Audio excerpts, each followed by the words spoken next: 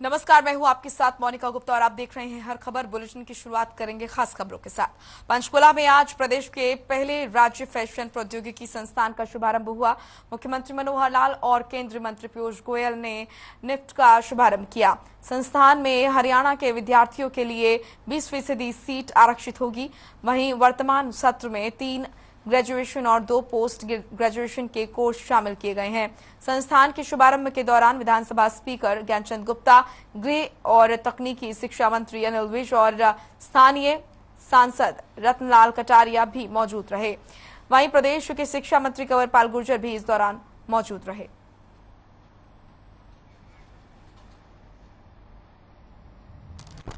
Style में ये जो निफ्ट का एक प्रकल्प जिसकी शुरुआत आपसे पहले जो कपड़ा मंत्री उस समय थी 2016 में मैडम स्मृति ईरानी जी, उस समय हमने इसका शिलान्यास किया था और आज ये बनकर तैयार हुआ है।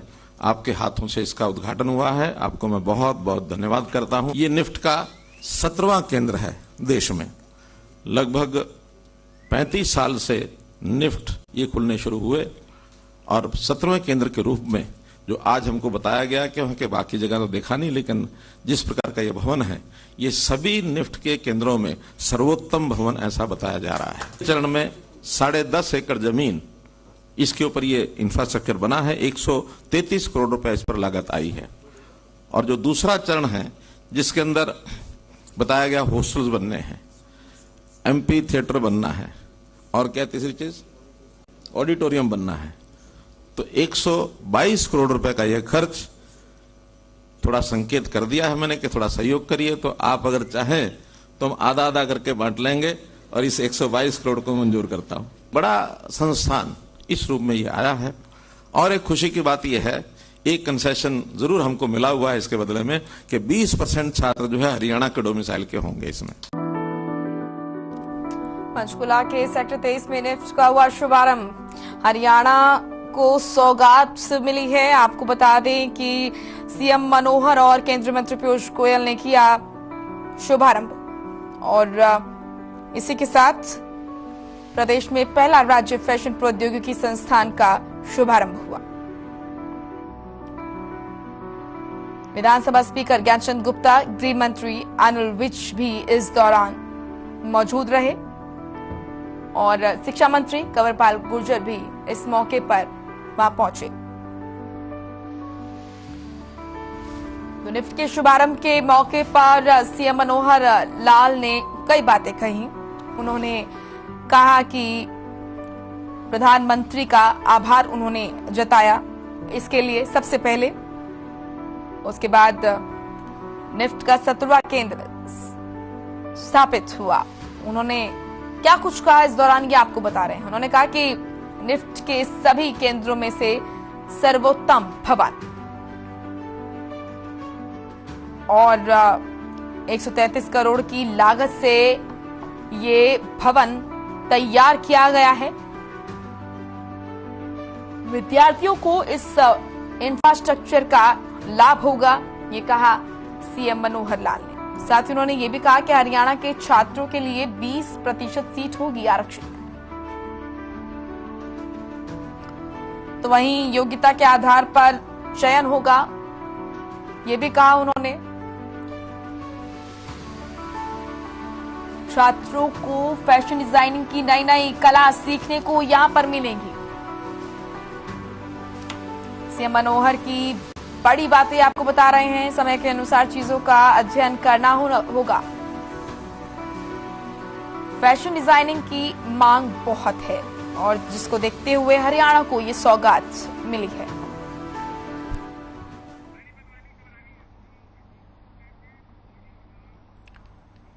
राष्ट्रपति पद के लिए विपक्ष के साझा उम्मीदवार यशवंत सिन्हा आज चंडीगढ़ पहुंचे। यशवंत सिन्हा ने हरियाणा के कांग्रेसी विधायकों से मुलाकात की और फिर प्रेस कॉन्फ्रेंस की। इस प्रेस कॉन्फ्रेंस में यशवंत सिन्हा न केवल केंद्र सरकार बल्कि वर्तमान में राष्ट्रपति रामनाथ कोविंद और एनडीए की राष्ट्रपति उम्मीदवार द्रौपदी मुर्मू पर भी सवाल खड़े करते नजर आए। ये रिपोर्ट देखिए।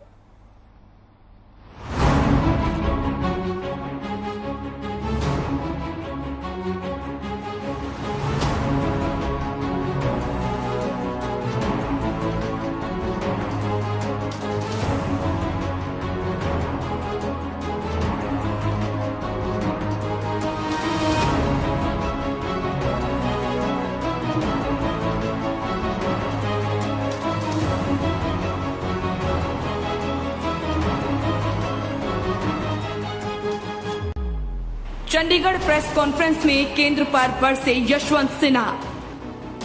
कहा देश का माहौल बिगाड़ रही सरकार, बेशर्मी से हो रहा सरकारी एजेंसियों का इस्तेमाल।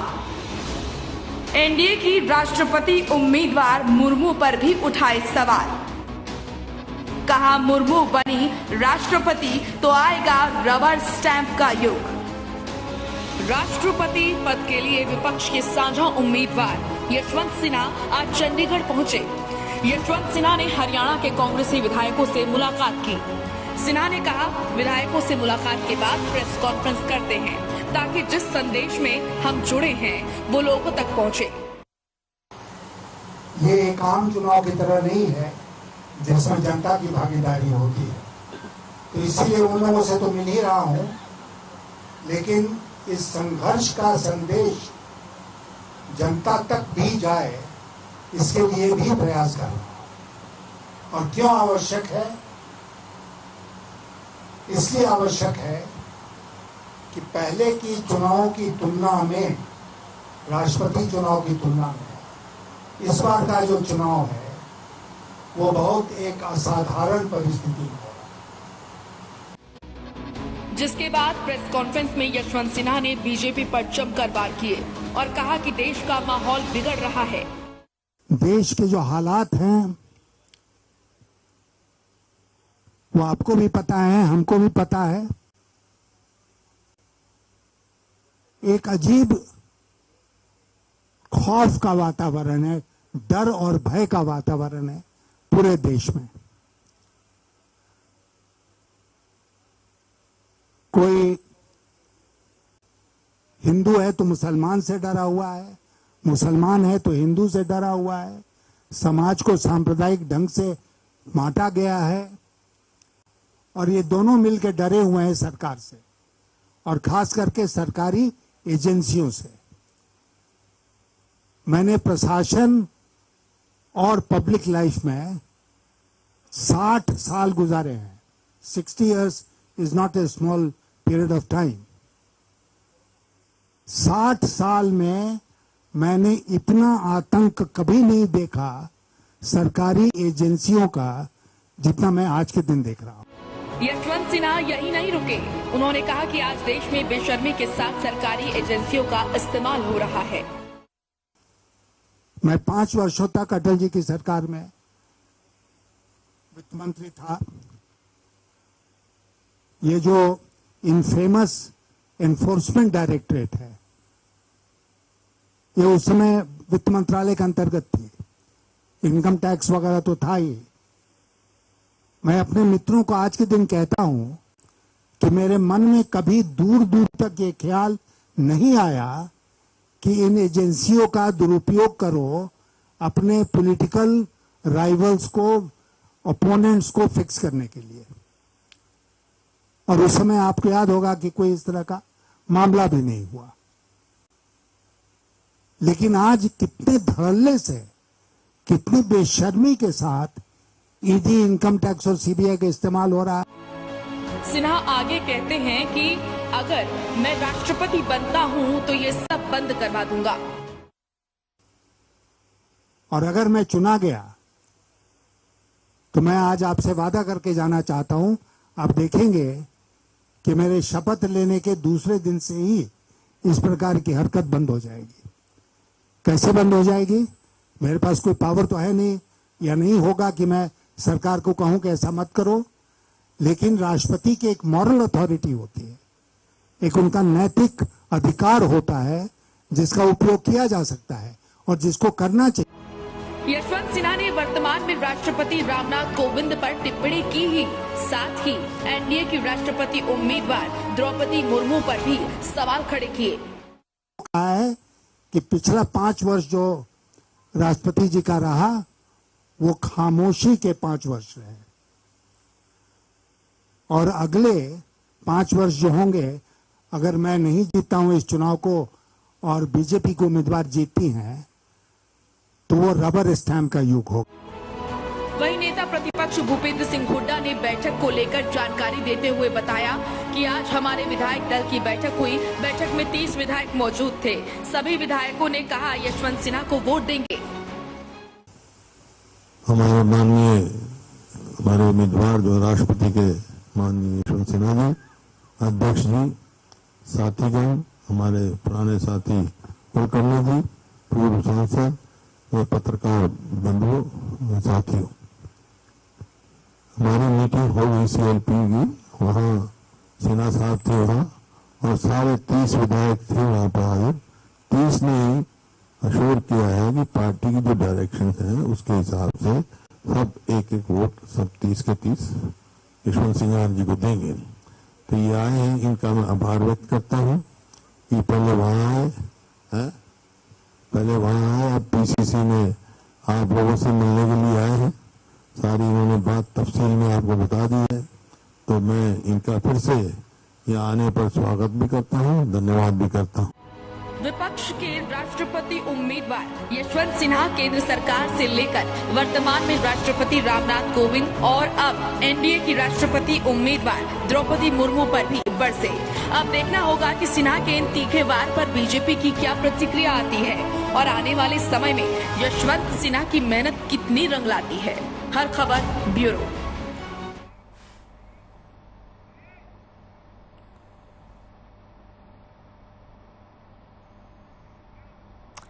हरियाणा में लोकसभा और विधानसभा चुनावों में अभी 2 साल का समय है, लेकिन बीजेपी अभी से जीत की हैट्रिक लगाने की तैयारी कर रही है। पंचायत चुनाव में अच्छे प्रदर्शन के बाद अब तीनों नगर निगम और पंचायत चुनाव में नई रणनीति के साथ उतरने का ताना बाना बुना जा रहा है। इसी क्रम में 15 से 17 जुलाई तक सूरजकुंड में 3 दिवसीय राज्य स्तरीय प्रशिक्षण शिविर आयोजित किया जाएगा, जिसे लेकर केंद्रीय राज्य मंत्री कृष्णपाल गुर्जर ने कहा कि बीजेपी इस तरह के प्रशिक्षण शिविर लगाती रहती है। उन्होंने दावा किया है कि 2024 में न केवल देश बल्कि हरियाणा में भी बीजेपी की सरकार आएगी।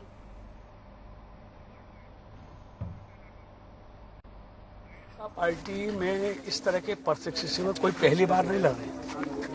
केंद्र से लेके मंडल तक के हमारे नियमित रूप से प्रशिक्षण शिविर लगते रहते हैं। हम अपने कार्यकर्ताओं को प्रशिक्षित करते हैं और ये प्रशिक्षण मंडल का भी लगता है, जिले का भी लगता है, प्रदेश का भी लगता है, केंद्र का भी लगता है, चुने हुए विधायकों का भी लगता है, लोकसभा के मेंबरों का भी लगता है। तो उसी निमित्त 3 दिवसीय प्रदेश कार्य समिति का ये प्रशिक्षण। तो शाम से कांग्रेस विधायक किरण चौधरी ने जहां एक तरफ सरकार पर निशाना साधते हुए कानून व्यवस्था पर निशाना साधा, तो वहीं दूसरी तरफ विधायकों को मिल रही धमकी को लेकर सीएम को पत्र लिखा और SIT से जांच करवाने की मांग की है। साथ ही किरण चौधरी की मांग है कि विधायकों को Z कैटेगरी की सुरक्षा भी दी जाए।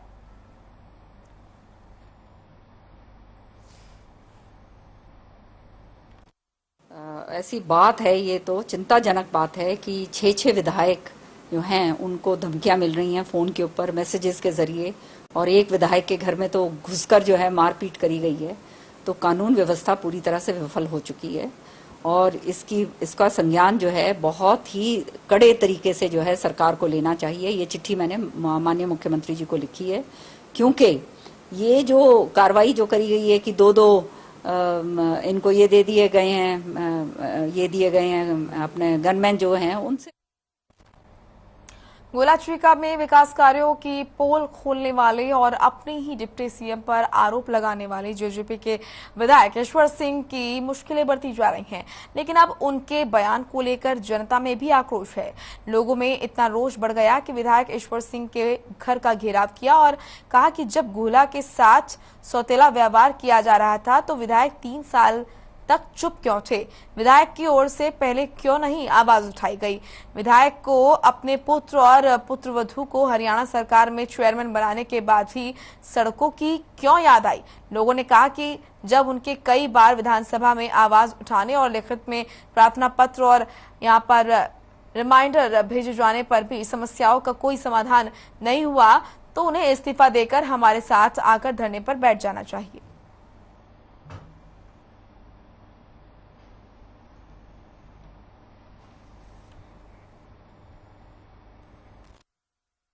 जो हमारे 97 विधायक ईश्वर सिंह जी है, सिर्फ इनके दावे इलेक्शनों में ही होते हैं और इलेक्शनों के बाद तो सिर्फ और सिर्फ ये जनता को दुत्कारने काम करते हैं। 3 साल का इनका कार्यकाल लगभग हो चुका है और 3 साल में सबसे पहले ये अपने मंत्री बनने के लिए अपनी इसकी जो चाहत थी उसके लिए ये जेजेपी सरकार के उप मुख्यमंत्री दशरथ चौटाला से सिर्फ और सिर्फ उसकी लड़ाई लड़ी है। लेकिन उसके बाद ये अपने बेटे को पूरे हरियाणा का चेयरमैन बनाने के लिए रूट गए। देखिए, पिछले 3 साल से विधायक जी बने हैं और 3 साल से लोग उनको विकास पुरुष कहते हैं। वो विकास पुरुष तो हैं पर अलका गुला के नाम के नहीं, अपने परिवार के नाम के हैं। 3 साल में पहले वो विधायक बने, फिर उसने टाइम गुजारा अपने बेटे को चेयरमैन बनाने के लिए। अब अपनी पुत्रवधू को रेखा को चेयरमैन बनाने के लिए जनता का समय खराब कर दिया। और अब जब बन गया, अब दुष्यंत चौटाला को कहता है कि आप सड़कें बनाओ, तब मैं। मुख्य सचिव संजीव कौशल की अध्यक्षता में गुरुग्राम में यहां साइंस सिटी की स्थापना के संबंध में बैठक हुई। बैठक में मुख्य सचिव ने निर्देश दिए कि साइंस सिटी की स्थापना के लिए साइट और आने वालों के लिए जल्द से जल्द अध्ययन किया जाए।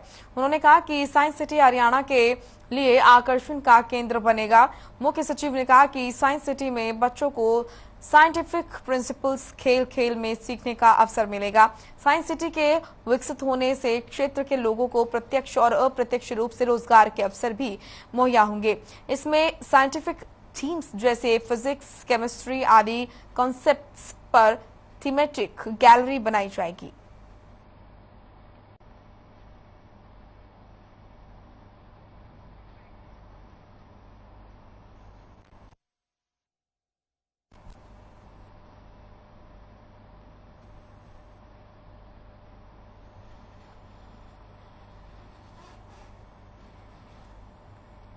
पानीपत में दुष्कर्म पीड़िता महिला का अपहरण का मामला सामने आया है। इतना ही नहीं, उसके 9 महीने के बेटे को भी किडनैप कर लिया गया। वहीं पीड़िता की मां ने अपहरण और रेप का आरोप उसके देवर समेत ससुराल जनों पर लगाया है। मिली जानकारी के अनुसार आरोपी देवर पर 2 माह पहले दुष्कर्म का केस करवाया गया था। केस में ये भी बताया गया था कि उक्त बच्चा देवर का ही है और वहीं बच्चे को ले जाने के लिए आरोपियों ने मां बेटे का अपहरण कर लिया। फिलहाल पुलिस ने आरोपियों के खिलाफ आईपीसी की धारा 365 के तहत केस दर्ज कर लिया है और मामले की गहनता से जांच की जा रही है।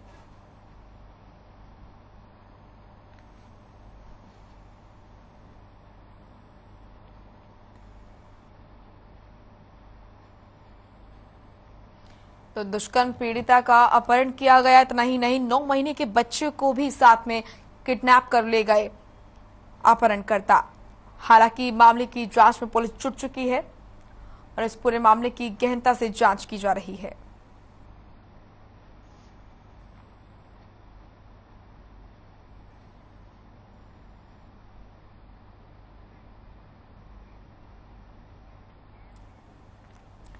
झज्जर में अलग अलग जगहों से लोगों की डूबने की खबरें सामने आ रही हैं। 3 तस्वीरें आपको हम दिखाएंगे टीवी स्क्रीन पर। तो मतान हैल गांव, ये तस्वीरें आप देखिए। पहली तस्वीर आप देख रहे हैं जेएलएन नहर की। दूसरी तस्वीर आप देख रहे हैं जौहड़ की, जहां पर एक शख्स डूबा। और तीसरी तस्वीर एनसीआर नहर से। जेएलएन नहर में डूबने से अध्यापक की मौत हो गई। एनसीआर नहर में 13 साल का बच्चा डूब गया। वहीं अलग अलग जगहों से डूबने की तस्वीर आपको दिखा रहे हैं। डूबने से लोगों की मौत हुई।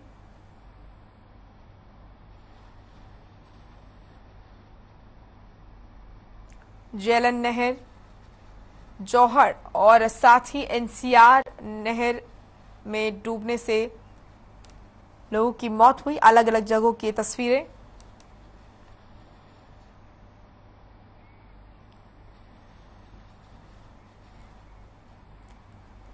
प्रदेश में सीएम फ्लाइंग टीम लगातार एक्शन मोड में नजर आ रही है। दरअसल मुख्यमंत्री उड़न दस्ते की टीमें अपने खुफिया विभाग के जरिए लगातार कई जगहों पर छापेमारी कर रही है। सीएम फ्लाइंग ने कई जिलों में एक साथ छापेमारी की, जिससे मिलावटखोरों में हड़कंप मच गया। इसी बीच महेंद्रगढ़ में सीएम फ्लाइंग टीम ने नकली पनीर बनाने वाली फैक्ट्री का भांडाफोड़ किया। वहां से भारी मात्रा में नकली घी भी बरामद हुआ। वहीं दूसरी शिकायत कलायत में महालक्ष्मी मिल्क पनीर बनाने वाली फैक्ट्री की मिली, जहां पर सीएम फ्लाइंग ने छापेमारी की और 400 किलो पनीर मौके से बरामद किया। वहीं भिवानी में भी सीएम फ्लाइंग की टीम ने एक्शन मोड में वो नजर आई और स्वास्थ्य विभाग और स्थानीय पुलिस की संयुक्त टीम ने ईश्वरवाल में रेड की और जहां पर बिना डिग्री के नकली डॉक्टर लोगों को इलाज यहां पर देता था। फिलहाल पुलिस ने उसे गिरफ्तार कर उस पर कार्रवाई शुरू कर दी है।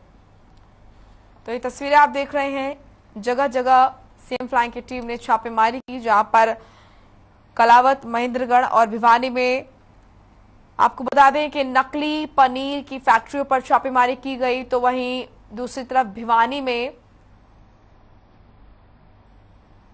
एक डॉक्टर जिसके पास डिग्री नहीं थी और वो लोगों का इलाज कर रहा था।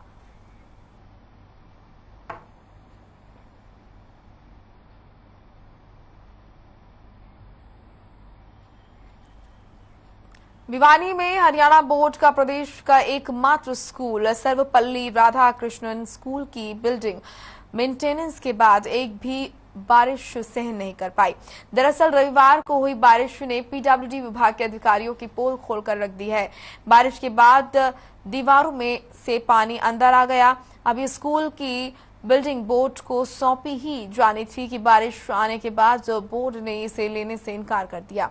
वहीं हरियाणा बोर्ड के चेयरमैन जगमबीर सिंह ने बताया कि कई बार पीडब्ल्यूडी विभाग को पत्र लिखा गया लेकिन कोई जवाब नहीं दिया गया। उन्होंने बताया कि पीडब्ल्यूडी विभाग को स्कूल बोर्ड के क्वार्टर और सड़कों, बाउंड्री वॉल पर लगने वाले लोहे की तार का ठेका दिया गया था, लेकिन आज तक एक काम भी सही तरीके से नहीं किया गया।